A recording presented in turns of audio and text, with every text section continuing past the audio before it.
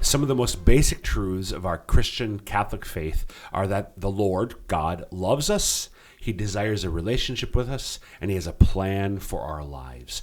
But in order for us to know Him, love Him, and then know and do what His plan for our life is, we need to be attentive. We need to pay attention. But in our world, that's very difficult to do. So that's what we're going to be talking about today on Ignition. Welcome to the show. I'm your host, Dr. Chris Burgwald, and we want to set your faith ablaze so that you might live the adventure that comes from a relationship with Jesus Christ. Before we get into today's topic, we want you to know that we love listener feedback. So if you've got questions about today's episode or ideas for future episodes, please contact us. The easiest way to do so is by email. And the address is ignition@sfcatholic.org. Again, ignition@sfcatholic.org. I'm joined in studio by one of my regular co-hosts, Robyn Bruggeman. Hey, Robyn. Hello. Robyn, yes, please, go ahead. I'm trying to recover from the squirrel. You gave me a heart attack. Well, that was, if that not was you, one. somebody else. Yes, So better you than somebody driving. Yeah. Right Well, I hope you didn't just make someone crash. Robyn, Okay, I don't think you've heard the episode in which I proposed to Renee Kranz. I think it'd be good for us to introduce ourselves, but actually to introduce the other one. Oh, we've done that before. You and I have done that. The other one. So You mean me introduce you? Yeah. Yeah, we've done that before, but we have. can do it again. Yeah. Thanks for remembering. Yeah. Wow. Yes. I'm over 50, Robyn. The memory just starts. I know. The mind starts to go. How embarrassing for you. You are Dr. Chris Yes, Burgwald, living and working in the Diocese of Sioux Falls, Yes. South Dakota, Yes. since the early 90s. Mid 2002. 2002. Okay, I got that one wrong. Okay, you're married to Jermaine, your lovely wife, who I know too. Yes. She's great. And you have 5 children. And you have twins, which is a fun fact. We're graduating very soon. Yes. By the time people are hearing this, they will let be me check probably the ledger. whenever it's going to air. Very soon, Carl and Noelle will be graduating. They're graduating this weekend. Oh, yay. As people are Congrats hearing to Carl this, and or they Noelle just and to graduated. all grads this month. Yeah. Those are your most important Well, things in life, your vocation. Yep. And then you are Doctor of Theology. Yep. And you just inspire and educate and help the rest of us to grow and learn Check in our is faith. in the mail. Checks in the mail. Thanks. I'll let you know the fee. Well, I already sent the check, so no. Thank you. That's already title done. is Director of Discipleship Formation, but that's Sorry, I less- forgot no, the you're fine, technicalities. you're fine. And you're my teacher in School of Missionary Yes, Discipleship class. This year I am. Robyn Bruggeman is most importantly a beloved daughter of the Heavenly Father. About you. I'm sorry about your sonship. She is I'm sorry about that. married to Spike for a long time, 40 years, I think, right? Oh my gosh, you're so funny. It's an inside joke, folks. 30 years. Yeah, Chris really does now. It's just a joke. And seven. How did I? Oh, 7 days a week, 7 sacraments, 7 kids. What? who's your youngest? Who's the youngest? Benedict. I was going to say Blaze. Blaze is not the youngest. Blaze's birthday is today as we're Happy recording. birthday. Okay, that's Oh my awesome. gosh, happy birthday to Blaze. Well, this is Squirrel. Exactly. Golly. This is perfect introduction. This was your idea so to do each Robyn other. is wife, mom of 7. Spike and Robyn, I think it's a farm. You guys are farmers. And you love our faith. You're an adult convert to the faith. One of your passions, which we haven't spoken about for a while on Ignition, but is living liturgically. Living lit, as you like to say. It's my phrase. Living in the truth, but living liturgically, and what that looks like, especially for families to do that. So we'll talk about that again some other time. But today we're talking about, ironically, I see why you did this. we're not talking about distraction. It's been a recurring theme lately, to be honest. Why am I talking so much about distraction lately? Do you think, Robyn? Why do you think I've been talking? Because you're so distracted all the time. What?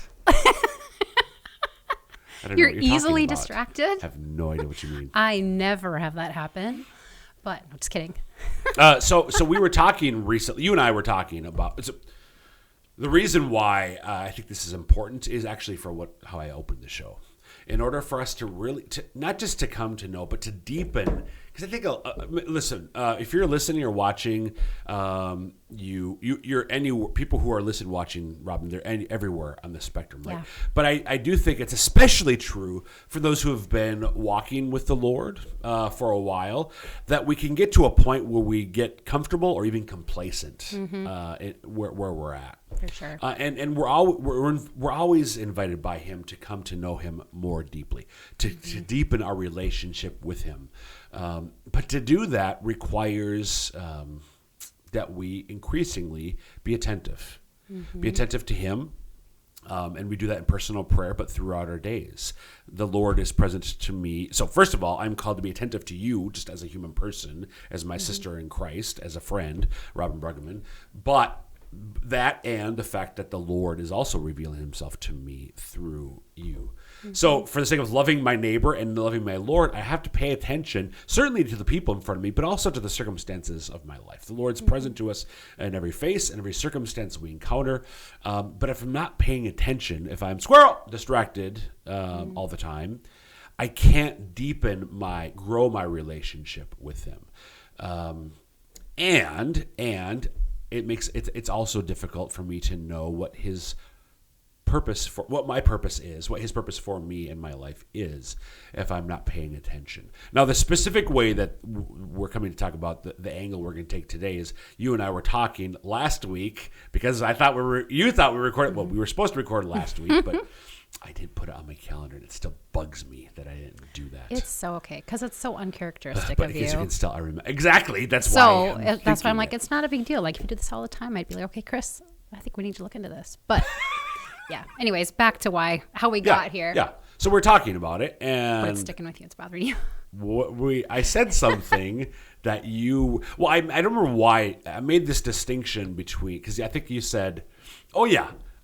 I was distracted on our call. I was trying to correct the appointment time, and like something about multitasking. You're like, oh, my kids say I'm not a very good multitasker, and I said to you, I think something like, Robyn, nobody's a good. Okay, we can You said I'm not a very good. Multitask. We but can we multitask, can't but we can't multifocus. Right, and I was like, wow, that So just hit. so let's start right there. Let's go back in time. Back to that moment. That moment in time and space. We can't go back in space because I was over there and you were at home. But I just think that's just a really interesting way to think of it, because I think we live in a world where we are all to some degree multitasking, which can be good in some things, not always, I don't think, because I think it does distract us from the Lord's presence or people's presence by us, which is a whole nother topic. But the multifocus is really, I think, what got me, because when I heard you say that, it just brought me to the word presence. Presence is actually my word of the year. It's a good word. That I usually pick a word of the year, and then the Lord reveals something to me. And the Lord revealed that to me, that presence was to be what I needed to focus on and grow in, because I struggle in that area. Because I am overly multitasking, and it affects me being fully present to that moment or that situation or that person. And it's because my focus it's like everywhere and nowhere, I think. Yep. And which is a dangerous thing, and can be. But it just struck me. It was a good thing when you said that. It's just one of those things where, clearly the Lord was speaking through you to me even that day. Right. Which was funny how it happened, and you're like, oh my goodness. Like, because we had like this, it was such a not big deal, but I know it was to you, to where we both had us thinking about our lives, our multitasking, our whatever, but it does come down to the multifocusing, that we don't have that superpower. We do not. And so ever since you said that, it's really had me thinking then on, am I focused? Because if I can't focus on the one or two things I'm doing, then I need to take a step back, So anyways. There's a lot of great stuff. Presents. There's a lot. So, yeah, I was going to say Presents. I love presents. Christmas morning is the best time. You're going to ever. We specify get all the presents. CE. But you meant CE. Yes, I knew what you meant. PRESENCE, the presence. Because presence is a gift. Yep. The being in the presence of someone, but especially with our Lord, it's a total gift that we just kind of gloss over and we speed past or don't fully enter into, I don't think. Yeah, I completely agree. And honestly, as I take a step back and look at my life where I multitask way too much and it's not good, because if I cannot give my presence to the tasks I'm trying to get done or the people in front of me, how can I fully live in the presence of the Lord? Because I'm going to miss them. We can, right? But what I'm saying is there's missed opportunities. There's so many missed opportunities. So do you, I know my answer to this question, and if you want to ponder your answer while I give my answer, we can do that. But do you know why you personally try to multifocus even though it's impossible? Do you know why? I actually have been reflecting on this, but you go first, then I'll tell you what I think. But maybe my answer will change. The deep dark, the dark truth. The deep dark truth is because I don't trust him. Oh. Ultimately, that's what it's about. So let's go up a level from that. Okay. So if I'm talking to you, and then Casey wants, and then I see Casey. He's our producer. And I want to talk to Casey. So now my focus is shifting over to Casey rather than continue to be your word, the words, the important word. I'm not present to you anymore. I'm ing you, but my attention, my focus is shifted. So I'm quote unquote listening to you well enough to play back. If you said, Christy, you know what I just said? Oh, I could tell you. I can tell you just because I have that ability to replay my yeah. But my attention, I hope Casey doesn't leave it because I want to talk to Casey. So can you connect the dots? So how does that get to a lack of trust? Because I don't trust that if I really needed to talk to Casey, the Lord's going to make sure that happens. Interesting. But I don't trust that he actually will. Now, that's not the conscious thought, obviously. I'm not consciously, I'm going to try to talk to Casey because I don't trust the Lord. But when I've reflected, Burgwald, what is your problem? Do one thing at a time.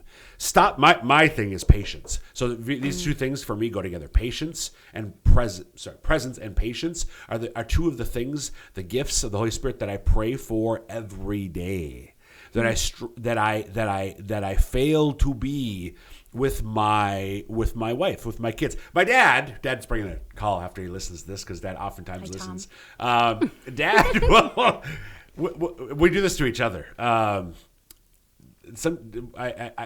whatever reason, Dad oftentimes calls me when I'm at the computer. The times that Dad calls me, a good chunk, either at here at work in the office, or at home in our home office. I might be at the computer, and Dad's like, "Oh, what are you doing? Are you listening to me right now?" Because he can hear you tapping away, or just he hears my voice. I mean, he's known me my entire life. Yeah, so he can tell it. You can tell when somebody's not really present completely not completely present. Yeah, right. For me, it's a matter of impatience because there's a lot of great things I could be doing. I want to talk to you. But I also wanted to Casey, and I wanted to do. For me, it's talking to people, or I want to read a book, or I want to go watch this YouTube video. I'm not trusting. So yeah, this is the better way to put it. I'm not trusting that the Lord has a plan, not just for my life, but for my day, for my hour, and for my minute. A plan for my happiness. So I have to accomplish my happiness. And I accomplish my happiness. So, oh my gosh. Squirrel? I don't know. I'm so excited to hear what you're going to say. Ooh. Casey. Are you mic'd, Casey? Dang it. Casey, I'm going to ask you. You have to yell. Which Casey's so loud in the office. Yeah. He yells all the time. Casey, have you ever heard of the concupiscible and irascible appetites? Yes. Ha! Have you heard of them? I don't think so. Casey, what's the difference between concupiscible appetites and irascible appetites? The concupiscible, the irascible helps me get over difficulties. Yes. The concupiscible helps me to procreate, propagate. So appetites. So repeat what So he desires. said. I will. So we can. Well done, Casey. We group our, Impressive. and there's actually the rational appetite will be the third kind of appetite. But starting with the first two, and focusing on the first two, concupiscible appetites name my appetite for food, drink, sex, knowledge. So think of the things that you consume, so to speak, things that bring you pleasure, in a good sense, a holy sense, but they can go awry. So those are our concupiscible appetites, or the things that we take in, the things that we consume, the things that bring us pleasure. The irascible appetites are all about, so when you get angry, righteous indignation, when Jesus flipped the tables, his irascible appetites were at work. His desire for justice, that the right, and when he perceives injustice, when he has zeal for his father's house, which has been turned into a den of thieves, he flips the tables. That's his, because he's overcoming the difficulty. Come on, people. Okay. My issue, like close to the core of the core problem for me, is my concupiscible appetites easily. If they're not out of control, they easily get out of control. My desire, like the one that I've known this for a while. It's most recently, but it was a few years ago. My desire to know things. I want to know everything now. I mean, I had friends. If you ask my long-term childhood friends, like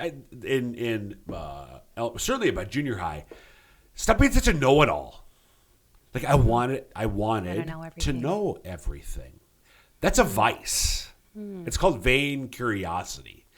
The desire to eat everything is called gluttony. The desire to drink a lot of alcohol at one time is called drunkenness. Obviously lost when we let our sexual desire completely go. I lack trust that the Lord will, like in a deep way, where I trust him, but it hasn't sunk in yet. Does that all make sense? So the reason that I'm always present, completely bring this back, Robyn, to you, is because I have to achieve my own some part of me still thinks that I have to achieve my own happiness, and the way that I find happiness is by all these concupiscible appetites. Do all of us have that? We all have, those are common to our human nature, but each of us, just as, that we have the particular gifts that the Lord has given to us, our particular personalities, we're all inclined to like a certain vice, one or vice. or set of vices. Yeah. Does that word have to do with concupiscence? Yes, it does. Okay. Yes. Well, that's fascinating. Yes. So anyway, back to our regularly scheduled program. Yeah. Squirrel. Yeah, that was No, deep. but this is related. Yeah, for sure. For sure. So, multitasking, unifocus. Is there something? So you started off with great stuff. I still have more to say about what you said. We'll do that then. Okay. So here's the reality to the example I just given you and Casey. I can only be focused. I can walk and chew gum at the same time because, frankly, neither of those things require my focus. I am breathing somehow as we are recording. As fast as I'm talking, I'm still managing to get breaths in because that doesn't require my focus. So we can multitask, but we cannot multifocus. It's a superpower, to use your words. This is a superpower that we don't have. It's beyond our ability to do. The closest we can come is switch quickly.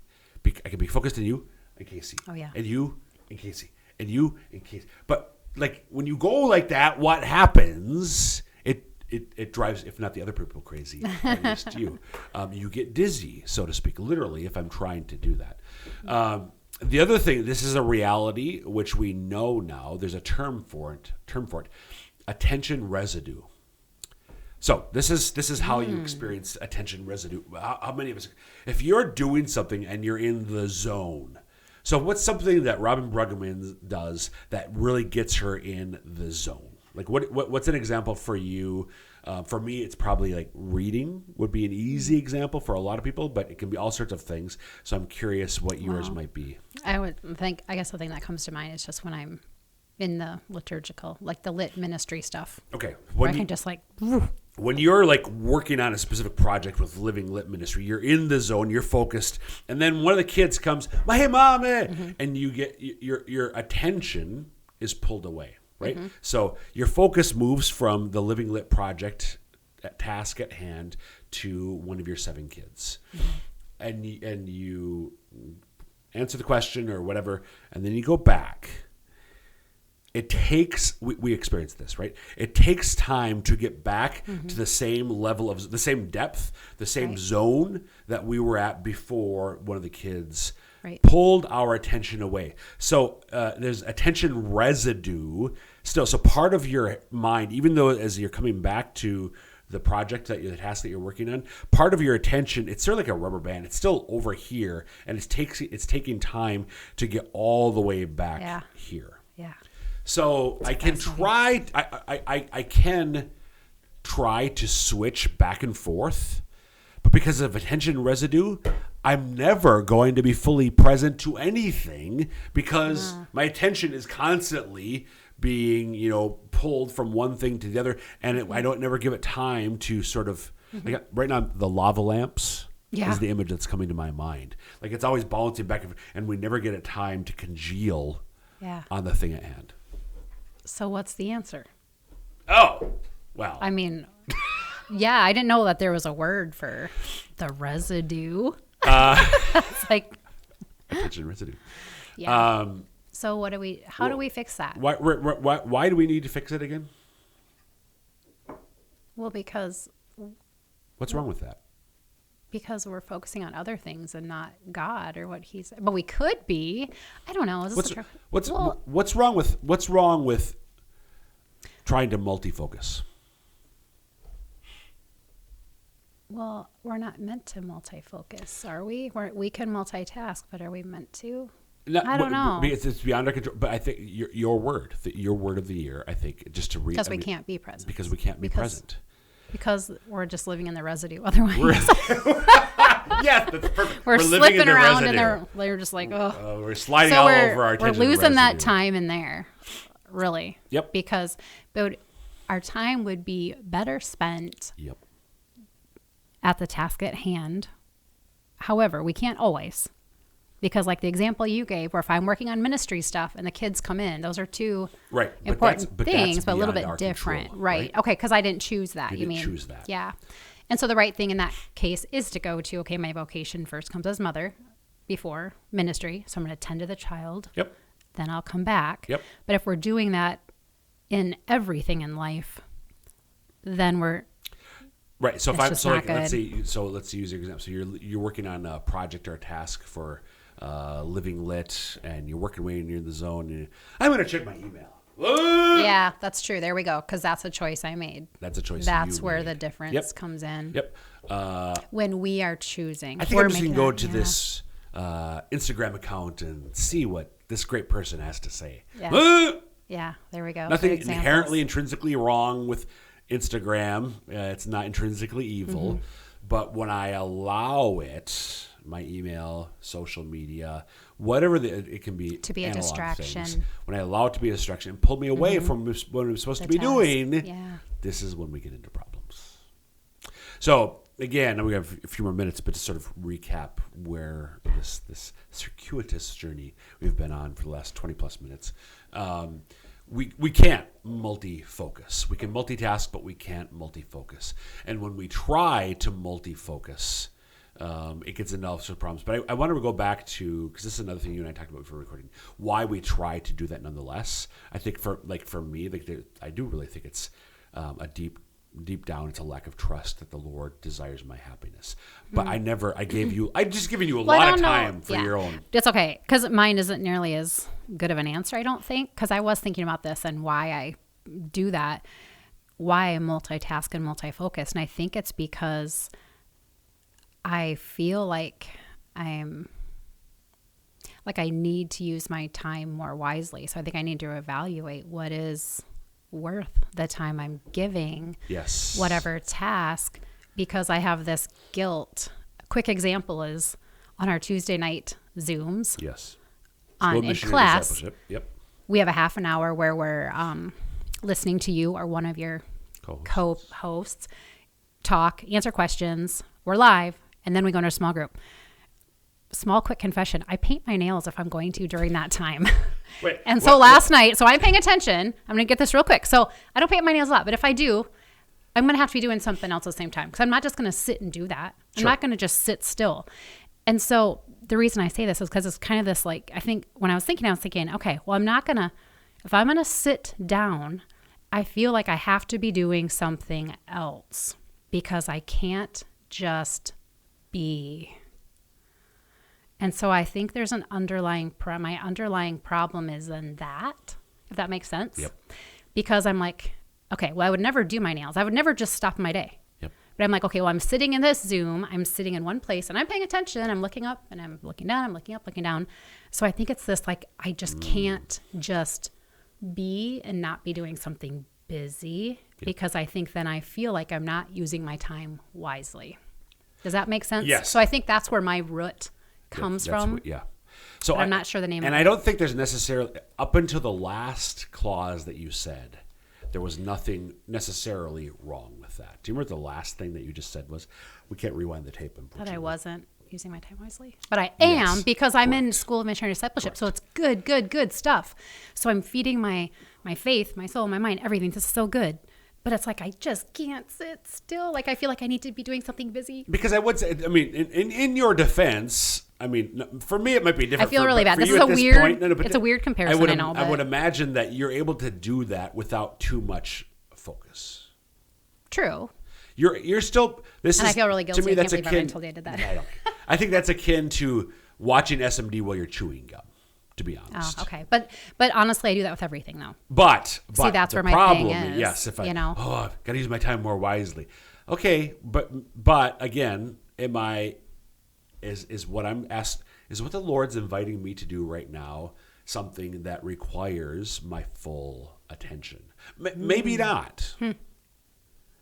SMD requires my full attention. I still think you can probably paint your nails. But it is something to think about. It is something to think about.